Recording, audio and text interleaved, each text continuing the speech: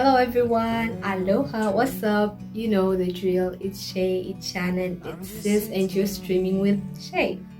So, welcome back if we've been together, and if you're new, welcome to my channel. Today we're going to be talking about Know Your Hair part 2. So let's get it. Can't count, why you always in the mood? Fuck around like I'm brand new. I ain't tryna tell you what to fuck all you babe for the. So as I said that we will be talking about type 4 ABC in depth. We're going to be talking about density, porosity, fine and coarse hair, everything you need to know about your hair. That's what we'll be talking about. So let's start with type 4A. Type 4A is a medium curled type of hair. It does not break off easily. Why? It's because each hair strand is spiraling independently of each other, thus it does not interlock as frequent as the other type of hairs. Here. So, type 4A hair has one perk that you can flaunt your natural length because your hair shrinkage is almost close to the original length of your natural hair. So if you like flaunting your length, 4A, that's for you. But the con for this is that type 4A does not hold a style for long, so sorry for you guys. And let's get to type 4B now. Type 4B is more of a tighter curl, not coil, curl. It's more of a tighter curl. Why? This comes down to the diameter of the hair strand. The diameter of this curl is narrow in comparison to type 4A. Type 4A is wider, thus it's easier to moisturize, but for type 4B, no. Thus, if it's neglected, that hair will break off too much because the hair strands are spiraling but not independent of each other. They tend to interlock but not as often as type 4C. Good thing about this hair is that it holds style longer than type 4A, which is a perk, but a con about this hairstyle is that it shrinks up to 50% of the original length of your hair. So if your hair is way long, it will be way short. So yeah, let's go to type 4C. Type 4C on the other hand, so to the hair type that most of us are in, type 4C. Type 4C is a tighter coil type of hair. Coil, not curl. Coil. Coil, like a spring type. The coil is very narrow in comparison to the other type of hair I talked about for A and B.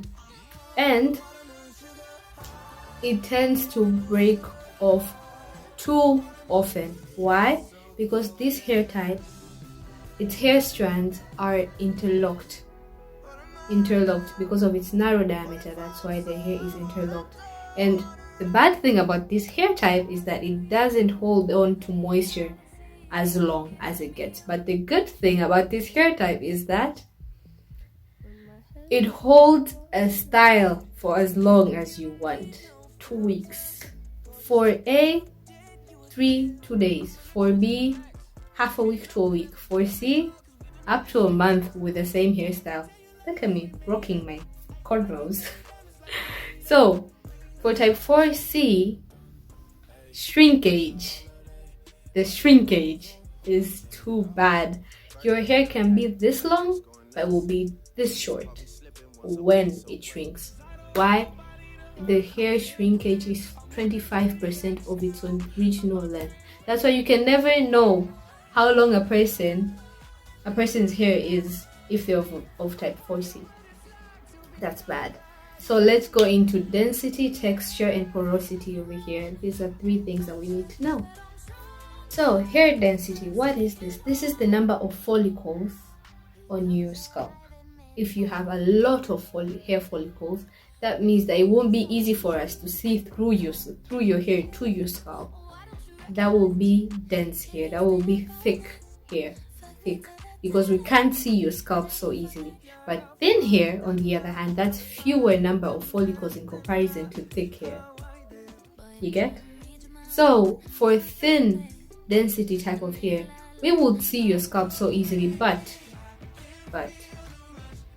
disclaimer, you can have both densities. Why? Some people tend to have thinner hair near the hairline and thicker throughout their head, or thinner throughout or thicker throughout. It depends. Okay, so to know your hair density, there's a hair tie test.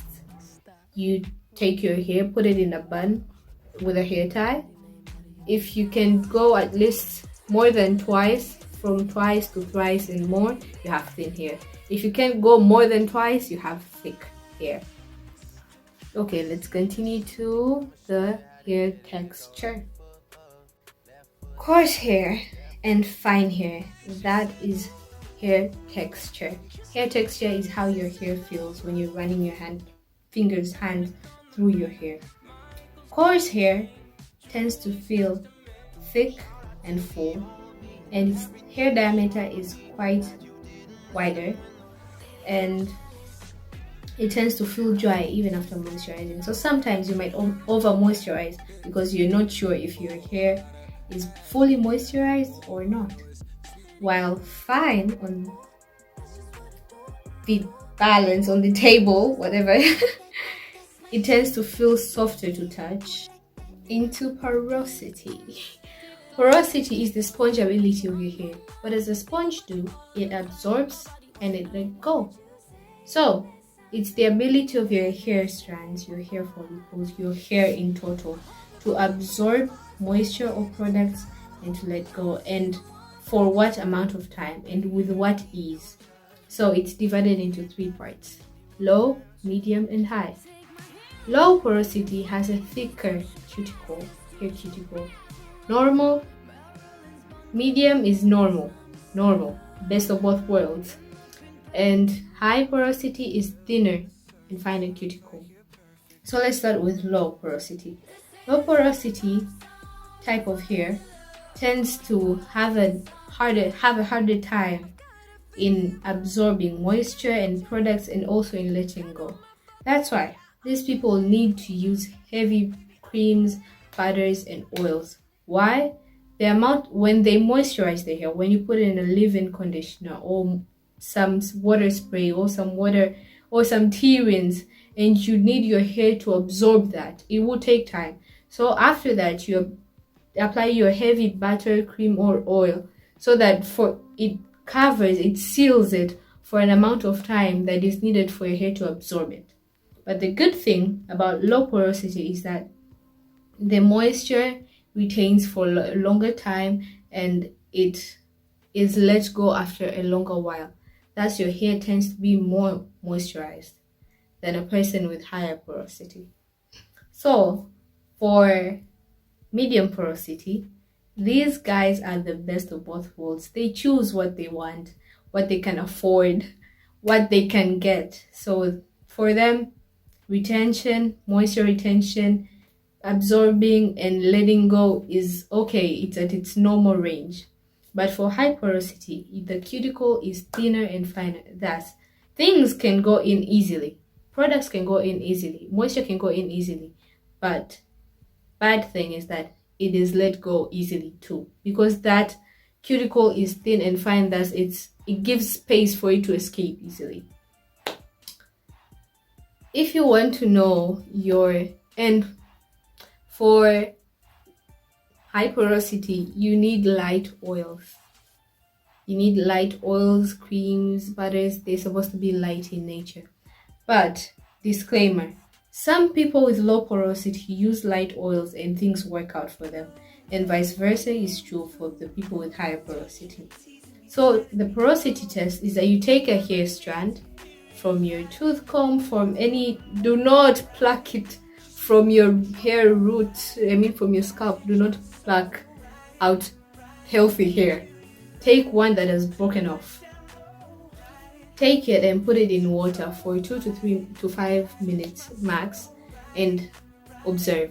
If it stays at the top, if it floats on water, it is low porosity. If it's in the middle, hanging in there, it is medium, best of both worlds. If it is sunken, if it is down there in the bottom, that is high porosity. Some people know their hair porosity, but for law they get things of high porosity that works for them, products of high porosity that work for them. So that's it. Thank you guys for watching this. Don't forget to subscribe, tap that bell, and do not forget to like and comment on my videos. See you next time. Ride it, my soul, ride it.